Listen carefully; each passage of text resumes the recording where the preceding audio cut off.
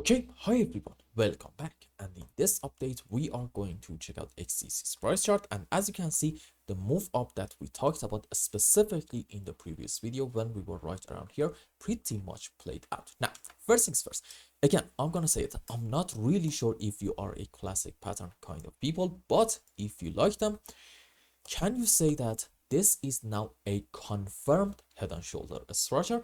Believe it or not, the answer is no. Why? Because if you want to say this is a confirmed head and shoulder and it's going to send us up, you need to see a confirmed break of the neckline right in here. And right away, you might say, well, okay, we did get a break of it in this area. The answer is no, not yet, at least. You see, if you want to say this is broken, you need to see an initial move above the line. So far, so good, followed by a pullback, fair enough, and then a continuation of the move up in order to take this high. So if we do this, maybe if you like classic patterns, you should argue that this move up is going to continue in XDC.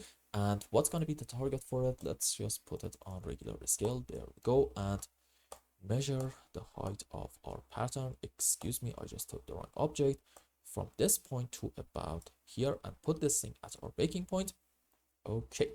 This is giving you about an 8.5 cents XDC, which means, yep, maybe from the current point, we're going to have like something between a 10 to 15% move on the upside. Now, personally, I'm not really a big fan of classic patterns. Instead, I do like Elliott's waves. So what is going on in here in terms of Elliott's waves?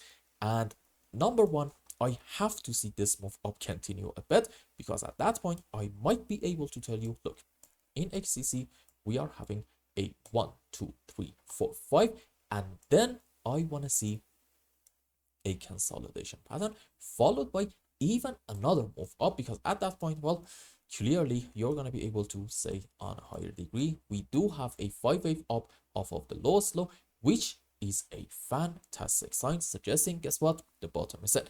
As long as I'm not seeing that, I'm going to be a bit more patient and careful. But again, right now, there is no really denying that we are on track for this structure. Now, what I do not want to see on the other hand in XDC is maybe, sure, after having another move up, actually quite a strong move down, a 1, 2, 3, 4, 5-wave impulsive structure in order to take this important low down here about, let's say, 7.5 cents. Now, why is that important? Because if we do end up going down in an impulsive manner in order to take this low at that point, well, okay, that's going to open up the doors to having off of the lowest low and ABC zigzag, which subways for it are going to be like this. 1, 2, 3, 4, 5 into a correction for wave B. Let's say ABC, we can have other kinds of corrections, doesn't really matter. And then another 5 up into C. And if I just go on the live chart, okay, if we do end up taking the lows, at that point, I think you should actually say this is an ABC zigzag.